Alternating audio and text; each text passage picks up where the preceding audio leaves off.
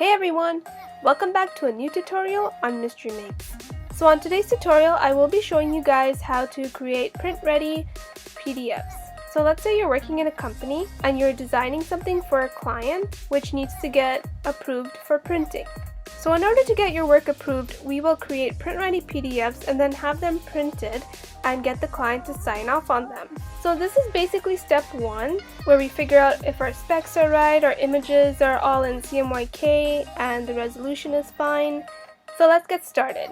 So just for starters, I just put together a little document to show you guys how to make a PDF. This is an image of me when I met Kais Omar, back when he had the Just Family tour during the summer. So before we create the PDF, you would have to make sure your image is in CMYK mode and the image resolution is 300 dpi. If your image is not in CMYK mode or the resolution is not 300 dpi, you will have to go back to Photoshop and change it and then link it back to Indesign. The only reason we must convert images to CMYK is because RGB tends to have a larger gamut and a color space. Therefore, if you leave the image in RGB mode and you print it, your colors will look really different and unpleasant, and we don't want that. So to get the most accurate color proof, we have to change it to CMYK mode.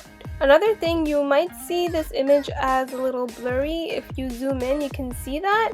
However, when you go back to Photoshop or you open in Preview or Acrobat, you might see that the image is fine and not pixelated. So basically what InDesign does is it converts it to a low-res file while you're working on the document to avoid the software from lagging, basically.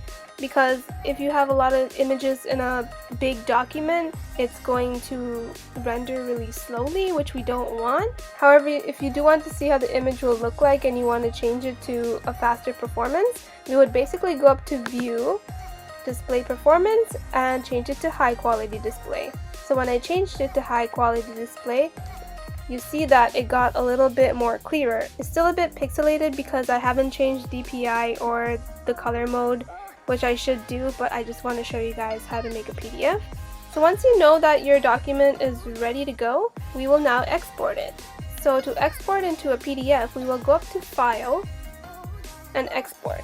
Another option is Adobe Pdf Presets. There are a list of PDFs that you can output to. However, so we will go down to export instead because we want to adjust some of the settings. So once you create export, it'll tell you to save the file first. So I will just type in the Just Family tour, and then you choose where to export it to. And these are the list of formats. In this case, we will do Adobe PDF Print.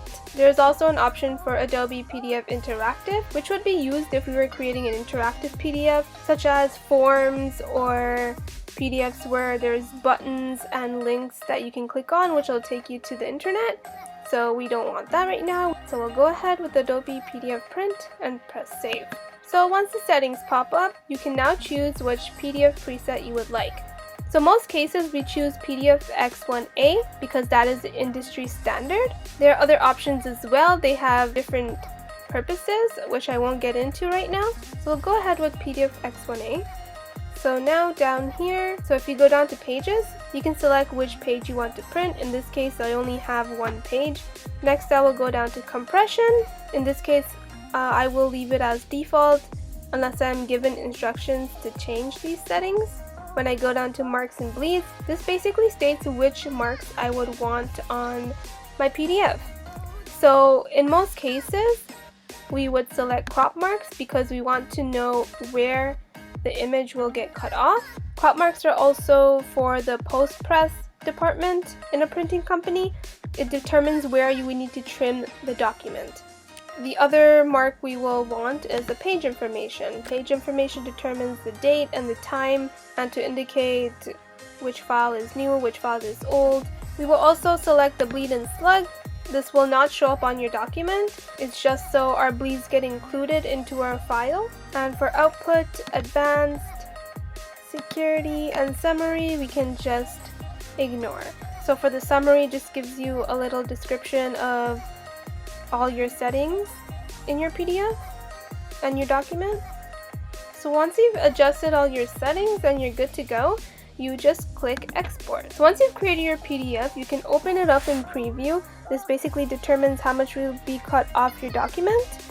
And the other mark that we added was the page information. So that was the document name, which I didn't name, and this was the date, and this is the time. So now that we have our PDF, we just need to get our client to approve and sign it.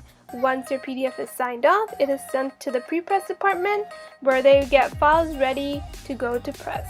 So that's basically how you create a print-ready PDF. So that's basically all I have for you guys today. I hope you liked this tutorial. I hope you learned something new. So everyone knows how to create PDFs, but there's a whole process behind it which very little people know about. So I definitely hope you learned something new in this video. If you liked this video, please let me know in the comment section down below. I will be uploading a lot more videos similar to this in the near future. However, that's all I have for you guys today. Thank you for watching.